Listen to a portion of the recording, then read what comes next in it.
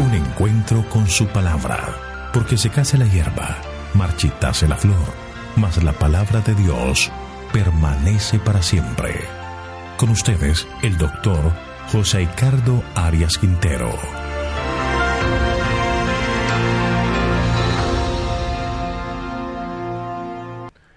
Hoy estudiaremos el capítulo 17 del segundo libro de Samuel. Consejos de Ahitofel y Husai.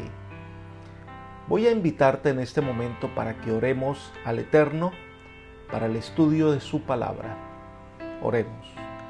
Querido Señor, en este momento queremos agradecerte porque nos podemos acercar a ti con seguridad y confianza de que tú escuchas nuestra petición y atiendes al clamor de tus hijos. Por eso, Señor, queremos pedirte en este momento que nos envíes el poder de tu Santo Espíritu para que al estudiar tu palabra podamos entender el mensaje que tienes para nosotros. Gracias, Señor, por escucharnos y concedernos tu bendición, pues lo pedimos en el nombre de Jesús. Amén. Absalón se proclama rey de Israel. David huye con el corazón roto, ya que su hijo consentido es el que se subleva contra él y ahora desea su muerte. Esta es una situación dolorosa y más sin saber a ciencia cierta cómo va a terminar todo esto. Pero también David es consciente de sus errores y al saber que ha sido perdonado, recibe la corrección de parte del Señor y se somete a su dirección. La primera sección de este capítulo son los versículos 1 al 16 y es el contraste entre el consejo de Ahitofel y el consejo de Husai. A uno de los dos haría caso Absalón. El consejo de Ahitofel está en los versículos 1 al 4. Entonces Ahitofel dijo a Absalón: yo escogeré a 12,000 hombres, me levantaré y seguiré a David esta noche. Caeré sobre él mientras está cansado y sin fuerzas. Lo atemorizaré y todo el pueblo que está con él huirá. Mataré solamente al rey y así haré que todo el pueblo se vuelva hacia ti, pues tú buscas solamente la vida de un hombre. Y cuando ellos hayan vuelto, todo el pueblo estará en paz. Este consejo pareció bien a Absalón y a todos los ancianos de Israel. Recordemos que Ahitofel era un hombre respetado y su consejo era escuchado y obedecido porque parecía palabra de Dios. Pero este hombre había quedado herido por el pecado de David con su nieta Betsabé. Cuando Absalón se rebela contra David, Ahitofel le aconsejó que se acostara con las concubinas que David había dejado para cuidar la casa. De esta manera mancillaba a las mujeres y el lecho de David. Ahora, Ahitofel le aconseja a Absalón que reúna un ejército de 12,000 hombres y que él mismo comandaría ese ejército y que esa misma noche tomara el ejército de David, que estaba desmoralizado y desorganizado, por sorpresa. De esta manera sería presa fácil y se rendirían pronto. La estrategia sería tomarlos desprevenidos y la única muerte que debía haber era la de David. De esta manera se evitaba una larga confrontación y muerte de hombres de parte y parte. Si este consejo se hubiera llevado a cabo, la realidad de esta historia sería otra. Es muy probable que el ejército que seguía a David aún no estaba preparado para la batalla. Así que este consejo realmente tenía como objetivo cazar a David y matarlo. De esta manera, piensa Ahitofel, el ejército no tendría razón para pelear y se rendiría al servicio de Absalón. Sería como una novia que se devuelve para ver a su marido. Elena de Guay comenta: este proyecto fue aprobado por los consejeros del rey. Si lo hubiese puesto en práctica, David habría sido muerto seguramente, a menos que el Señor se hubiese interpuesto directamente para salvarlo. Pero una sabiduría aún más alta que la del renombrado Ahitofel dirigía los acontecimientos. Libro Patriarcas y Profetas, página 800.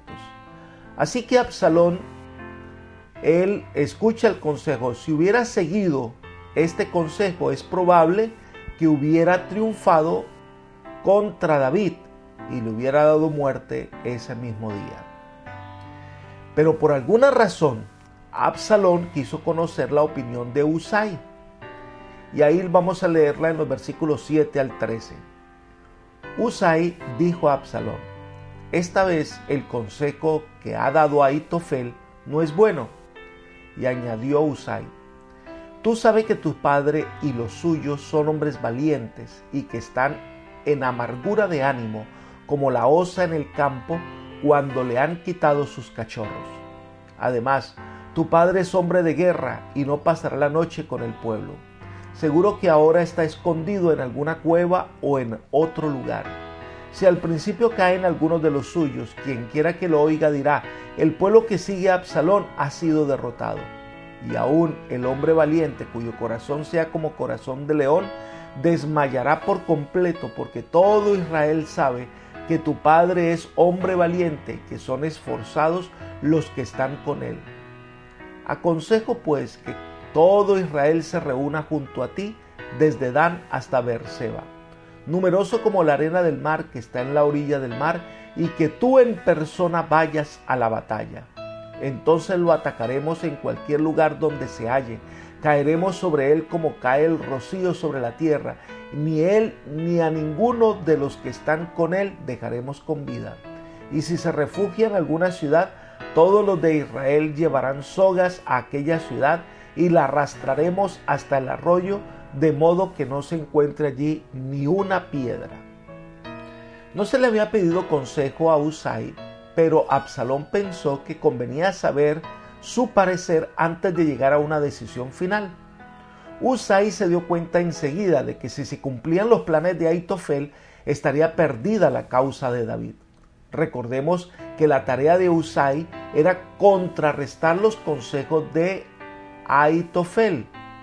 Ellen White dice: a Husai no se le había llamado al concilio y no quiso intervenir sin que se lo pidieran, por temor de que se sospechara de él como espía.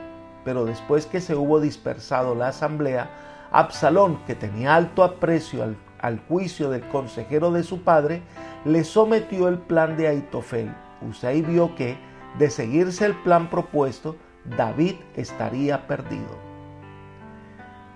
Mismo libro, misma página. Así que comenzó diciendo que esta vez el consejo de Ahitofel no es bueno. Esta fue una manera muy sutil de presentar la contrapropuesta. Todos reconocen a Ahitofel como un buen consejero y sabio, y lo que dice a Husai es afirmar esta realidad.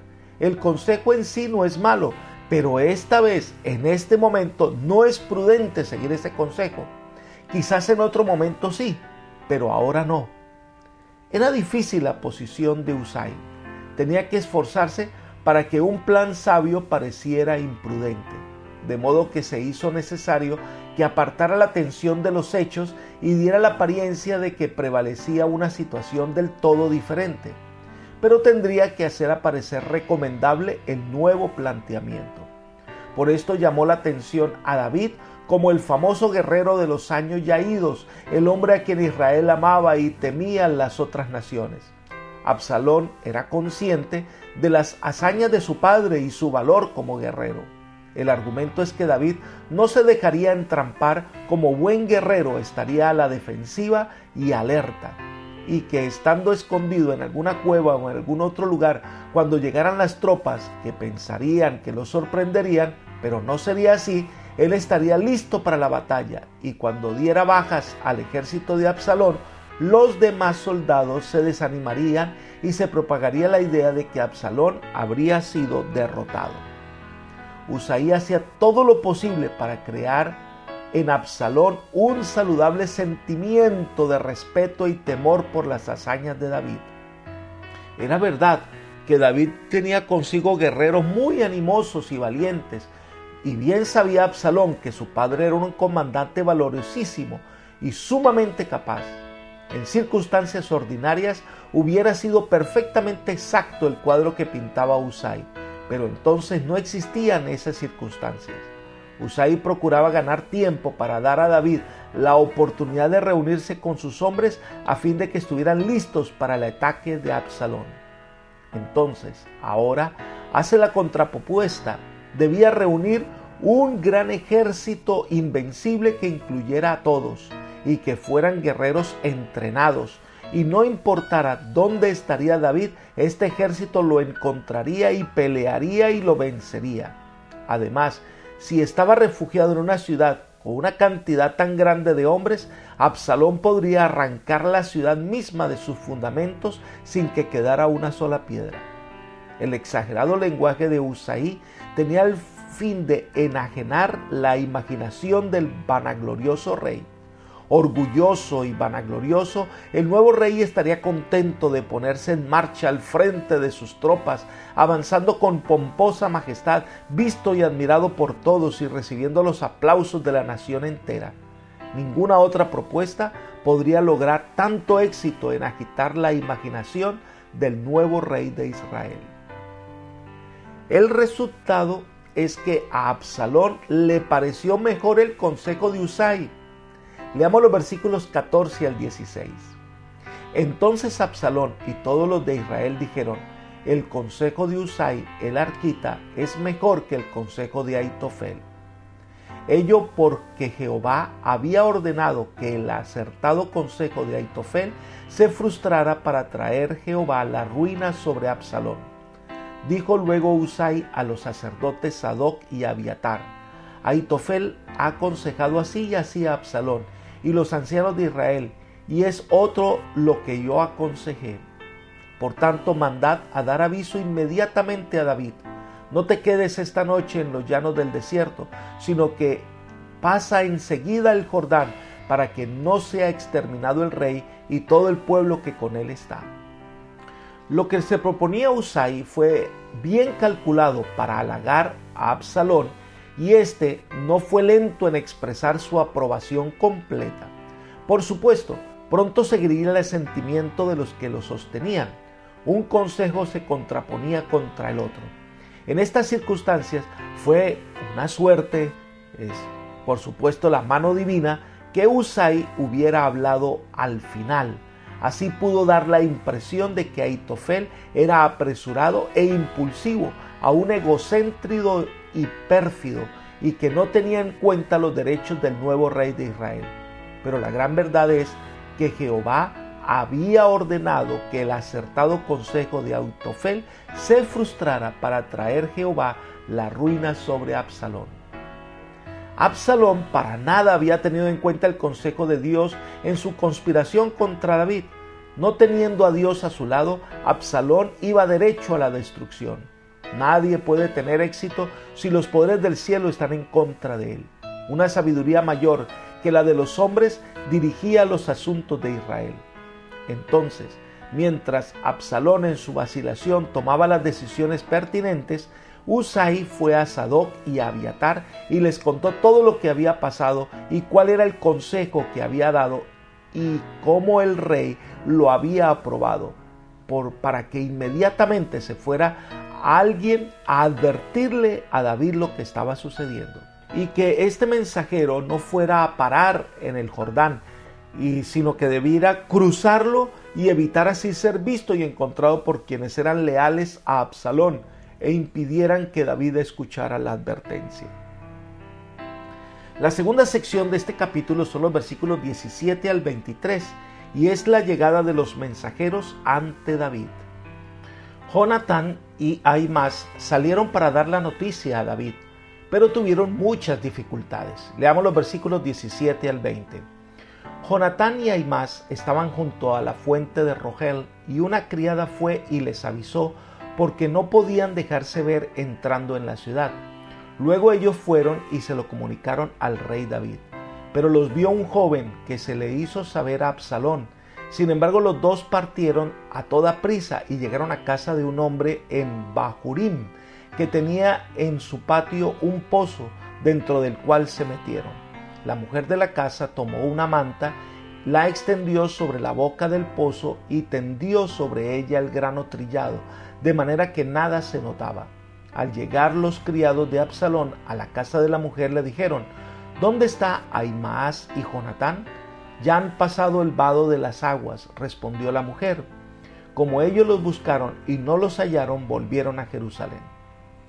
Estos jóvenes recibieron la información en la fuente de Rogel, que quedaba cerca de Jerusalén, un lugar donde las mujeres frecuentaban para llevar agua de allí a sus hogares. Jonatán y Ahimaas fueron vistos por un joven leal a Absalón, a quien le pareció sospechosa la presencia de ellos en ese pozo.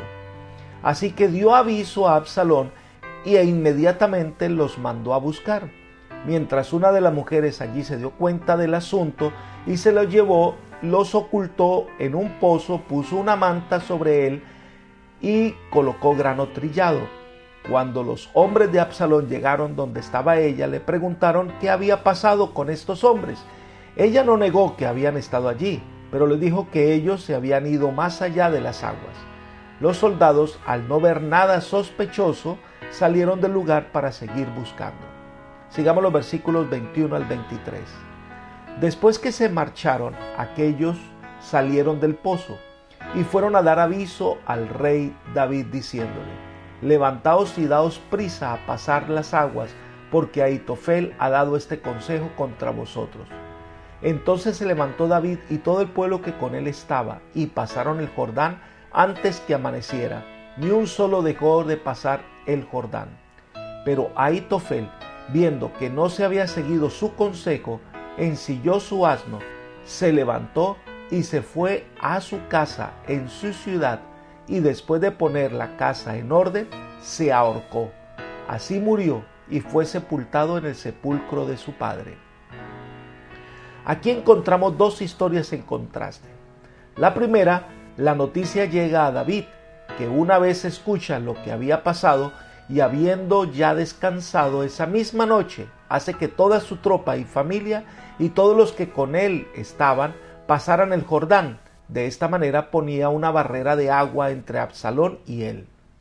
Cuando las circunstancias eran sumamente lóbregas, David puso su confianza en Dios, sabiendo que el Señor, que hasta allí lo había sostenido, no lo abandonaría ahora. De esta experiencia, David compuso el Salmo 3. Vamos a leerlo. Dice: Jehová, cuánto se han multiplicado mis adversarios. Muchos son los que se levantan contra mí. Muchos son los que dicen de mí: no hay para él salvación en Dios. Mas tú, Jehová, eres escudo alrededor de mí, y mi gloria, y el que levanta mi cabeza. Con mi voz clamé a Jehová, y él me respondió desde su monte santo.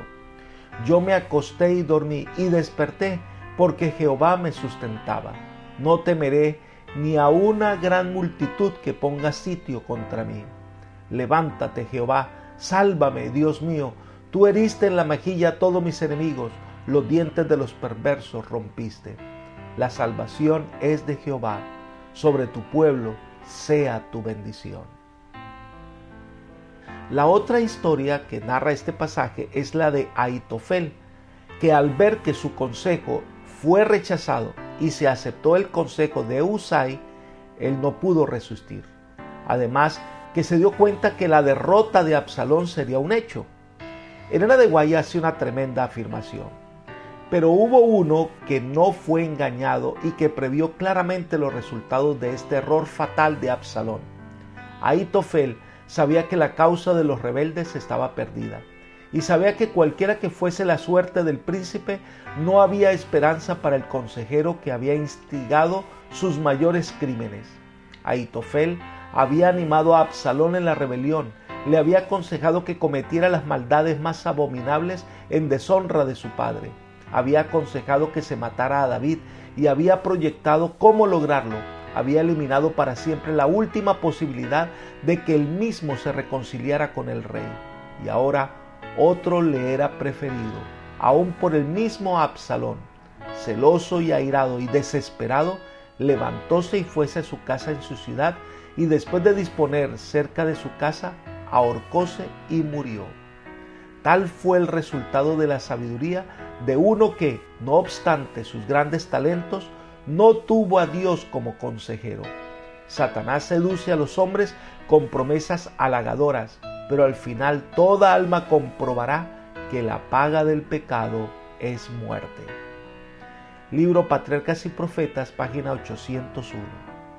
Dos vidas en contraste. Uno confió en Dios y prevaleció. El otro dio la espalda a Dios, confió en su sabiduría y se dejó guiar por el odio. Su fin, el suicidio. Su orgullo fue más fuerte que su razón. Vivir sin esperanza es el camino de aquellos que rechazan el llamado de Dios. Tal cosa nunca debemos hacer. El final del capítulo son los versículos 24 al 29, y es cuando Absalón se prepara para la batalla y David sigue confiando en el Señor. Se describe a Absalón y su ejército en los versículos 24 al 26. Leamos. David llegó a Mahanaim mientras Absalón pasaba el Jordán con toda la gente de Israel. Absalón había nombrado a Amasa jefe del ejército en lugar de Joab. Amasa era hijo de un varón de Israel llamado Itra, el cual se había unido a Abigail, hija de Naas, hermana de Sarbia, madre de Joab. Israel y Absalón acamparon en tierra de Galaad. David llegó a Mahanaim. Era una ciudad que había sido la sede de Isboset, una ciudad poderosamente fortificada, y la población de la región circunvecina era amigable con David. La zona producía alimentos en abundancia y podía mantener bien a David y sus hombres. Tan pronto como Absalón hubo reunido las fuerzas de Israel, cruzó el Jordán con un gran ejército para perseguir a David. Sin embargo, el consejo de Husai había logrado su propósito, pues se había dado tiempo a David para que asegurara su huida y se estableciera en su nuevo cuartel general. Joab, por su parte, quien había sido el gestor para que Absalón regresara y fuera perdonado, cuando Absalón se rebela, Joab permanece leal a David. Por eso Absalón nombra como jefe de sus tropas a Itra, que también era parte de la familia de Joab, y por eso nombrado su hombre de confianza para comandar este gran ejército. La llegada de David a Mahanaim se le dio la bienvenida, versículos 27 al 29. Luego que David llegó a Mahanaim, Sobi, hijo de Naas de Rabá, de los hijos de Amón, Maquir, hijo de Amiel, de Lodebar, Barzilai, Galaadita, de Rogelim, trajeron a David y al pueblo que estaba con él camas, tazas, vasijas de barro, trigo, cebada, harina, grano tostado, habas, lentejas, garbanzos tostados, miel, manteca, ovejas y queso de vaca para que comieran, porque decían, el pueblo está hambriento, cansado y sediento en el desierto. La gente vino a traer presentes a David. Entre ellos está Maquir, ¿recuerdan? El que había protegido a Mefiboset. David había recibido el obsequio de algunas cosas necesarias para su comodidad y la de sus hombres en el desierto. Esta es una prueba del espíritu amistoso de los israelitas que vivían al otro lado del Jordán. Habían sido amistosos con Saúl y su casa y ahora lo eran con David. Mucha gente de esta región mostró su simpatía a David y se le unieron, mostrando su lealtad al rey. Apreciados amigos y hermanos, en tiempo de crisis el mejor camino es confiar en el Señor. Él es quien se hace cargo de nuestro caso, y en medio de las calumnias Dios puede torcer las intenciones malvadas de los impíos y llevar a sus siervos al triunfo final. Cualquier situación por la que estás pasando, confía en el Señor y deja que Él obre en tu favor. Esta será siempre la mejor decisión. Que el Señor te bendiga, que el Señor te guarde y te guíe por sendas de justicia y paz. Es mi oración por ti. Amén.